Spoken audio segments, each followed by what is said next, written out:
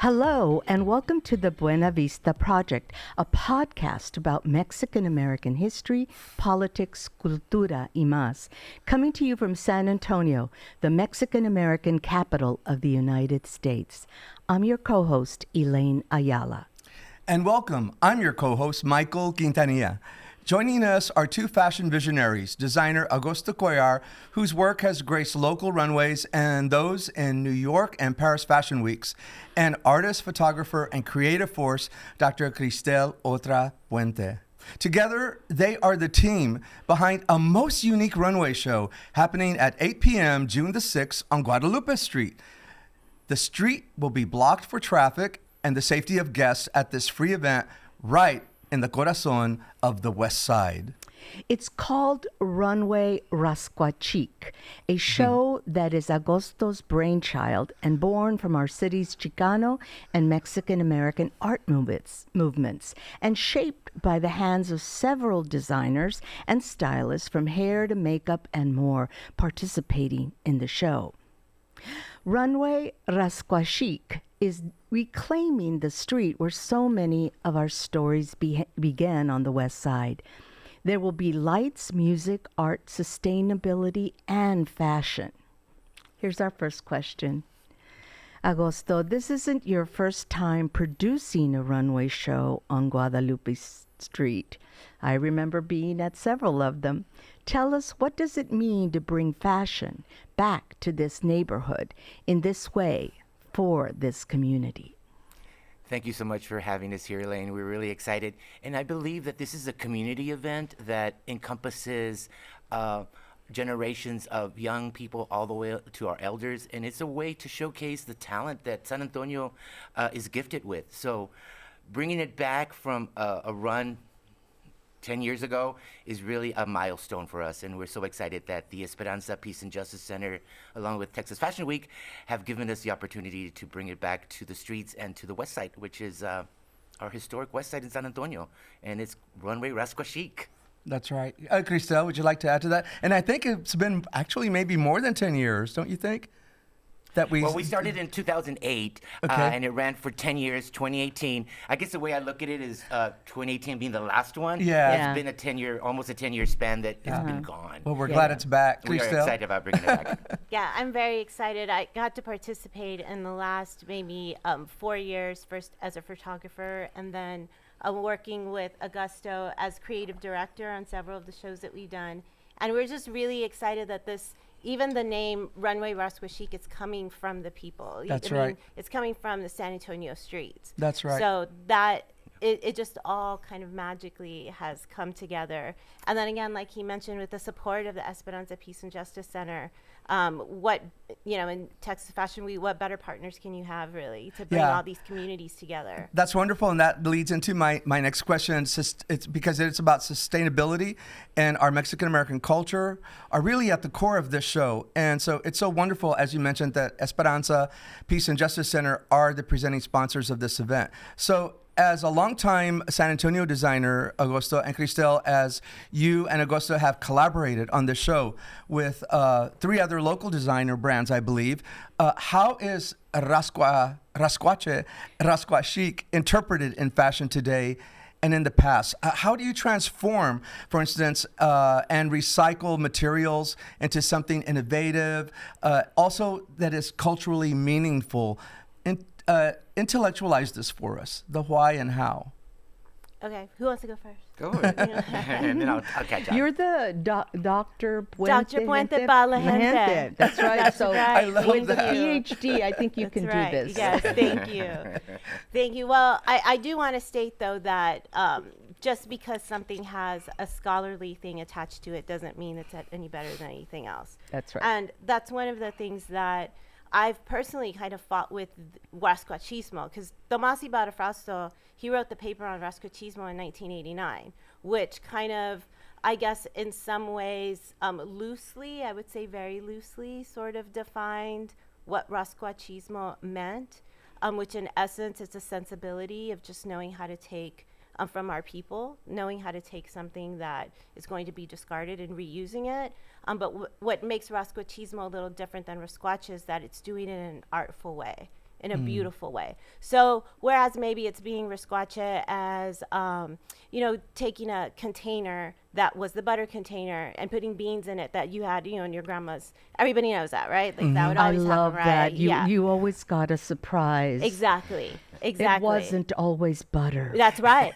And so Rasquachismo's taking that a little further with making it beautiful. So if you were going to take that same maybe little container, it would be maybe glittering it or painting it or bedazzling it. So just like you see the tires that are painted in the West Side that become planters. It's kind of like that idea, right? So he really is the one that put that paper together.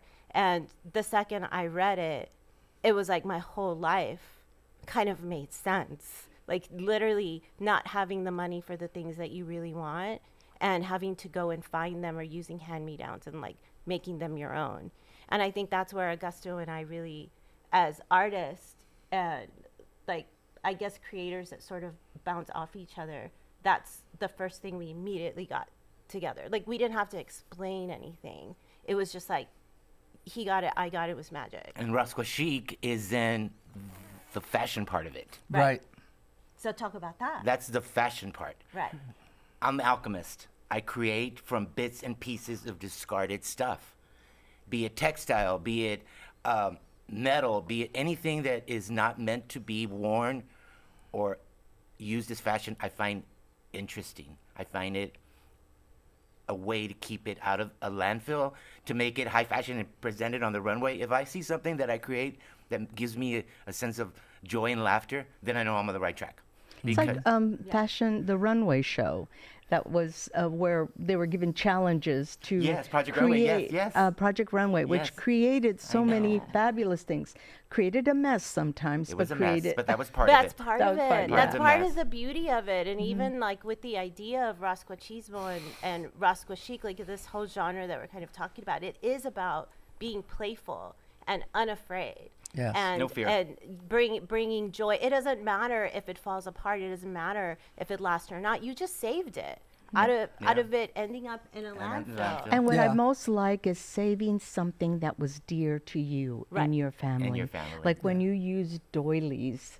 I mean, that- my grandmother's Yes, and you crochet used them in an pieces. outfit or a purse. It was so darling and such a way to honor Yes. our Yeah. people and our family. Tablecloths, drapes, curtains, Aprons. blankets. Aprons yeah. are a really big thing because our abuelitas wore them Yes. to cook Mm-hmm. and to serve us. But now they're on the runway.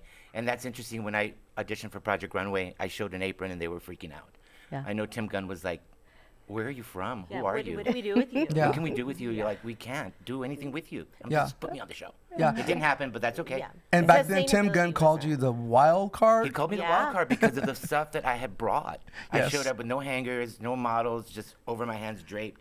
And I remember Heidi Klum going like, "Who is this dude?" And they were like, "We don't know. He came from Texas." Yeah, give her the streets. I was a street guy. Yeah. Okay, so Rasquachismo celebrates resourcefulness, survival, Right. and imagination, as well as our cultura.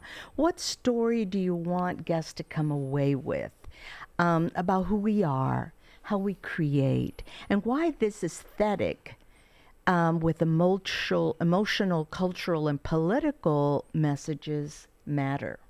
Because it is political too, isn't it? There's a political statement behind this. Everything's I political. think it can have a political statement. Yes. Everything's I think political. when you see the show, Yeah. If you wear a Mexican apron it's on political. Project One Runway. That's that is political. political. And they Everything didn't is understand it. political. Yeah. Yeah, everything is political. I mean, and I guess in some ways what that also comes back to is on Project Runway, it's a challenge, right? It's something that they're like, okay, go use bottle caps and go make something. For us, for the Mexican American community, it was a whole nother kind of challenge. It wasn't a challenge that was like given to you. It was a challenge you had to get through, like all the time. And I remember growing up and wanting, of course, like loving fashion and loving nice things and not having nice things money. So you have to figure out how to make those things happen with the means that you have. And for me, how I processed this very recently as we've been writing all of the stuff about the show is that I was taking care of my community and my planet before I knew that I was, because we've kind of been living this way this whole time, right? And in a way, they were still they were taking care of me. I just didn't know I was taking care of them too, because sustainability is now so like popular. It's blown up, and I think if he went on Project Runway today, they would get sustainability. course. They didn't know sustainability back nobody there. knew that word. They back really then. didn't. And Augusto works for Goodwill. Yes, I am the merchandising manager and also the community engagement manager for Goodwill. And that's where a lot of us go Yay. for fabulous Fines. finds. Yes. I mean, I'm there at at that downtown, The downtown one. Goodwill, not only giving and dropping Thank off you. things so I can organize my house, but also gaining new beautiful things. Yes, Right. yes. Right. Yeah. My first professional wardrobe came from Goodwill. Oh my goodness, Yeah. that's great. Yeah, Michael. for many, Well, many that's a years. great And story. so, and that's the way we mix it up in fashion nowadays. We go high end, low end. High you and know? low end. Uh-huh. And so many of the things I wear are from Goodwill, along with, other items that I've collected Prada. here and there. Prada and Goodwill. Yeah. They For definitely instance, they definitely have some faithful customers that come through and buy some amazing Yeah, stuff. But and drop off amazing stuff. donations are really, really incredible. We come across some really I'm amazing amazed stuff. at some things that are dropped off, and I got it. Yeah. So no, for the show, will Yes. you incorporate some of your Goodwill items? Is that the kind of resourcefulness we're talking about, where you reinvent something like that? I think that that's kind of a very fine line with me right Okay. now, because of the fact that I work there. Yeah. And I do get inspired by a lot of the stuff I see. But Goodwill has a policy that as an employee, you cannot purchase from whatever store you're at, which So you is go only to- fair, so that Yes. the customers get first choice and we don't Yeah. squirrel anything away, which is fair, right? Yeah. And so so I have to go to other stores. But I have many sources. Sure you And do. Goodwill is not at the top of the list. But they are I my understand. my bread and butter. They allow me to do the stuff that I want to do on a creative level. And they actually use me for creative things at Goodwill. So I do the fashion shows, I Yes. do the parades, I do anything that needs any kind of fashion accent. The marketing team Yes. reaches out Yeah, to me. we did Dia de los Muertos, Yes, right? we do Dia de los Muertos That's every right. year. Yeah, it was wonderful. So speaking of Prada, since fashion today is dominated by luxury brands, celebrity culture, and fast trends, from your perspective, what's missing from the fashion industry today, like right now? And what does a show like this restore or challenge in the fashion world? I think it's about sustainability. I think that Globally. I think we're seeing major labels do that shift from letting their public and their customers know that they are on a sustainable level and working toward getting it better.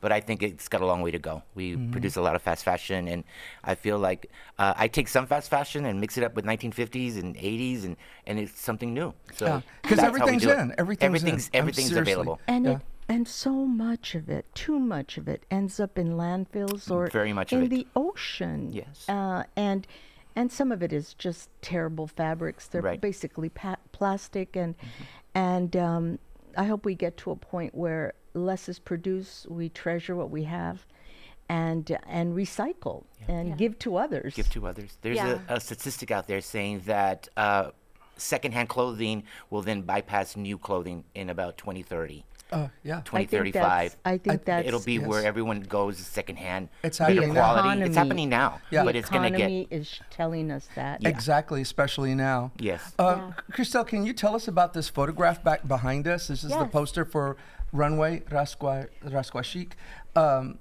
You were talking earlier about the different items on there. Yes. And Dr. Puente began so much of her creative journey with photography. And did. she was hired by the San Antonio Association of Hispanic Journalists really early on to do our photographs. And she did them for lots of other nonprofits too. Yeah, Yeah. thank you. Thank you for that. Yeah, Yeah. thank you. In fact, this photo you said was you shot this at 3 a.m. Yes, at 3 a.m. My son is also a photographer, and Tell us his name.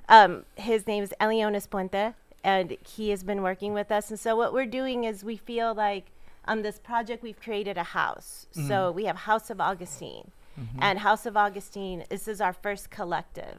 So established 2026, our first collective. So everyone who participates, we consider them an artist. So even down to the lighting person, or we want everybody They're to all feel. artists. Yeah, everybody is giving their time and talents to this project. So everybody is a part of the house. So it's part of our house photography.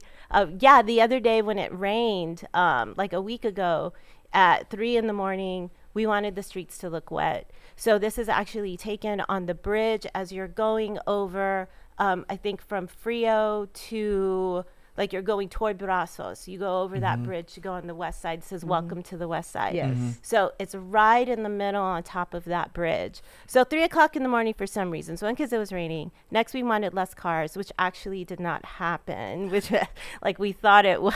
There were actually cars.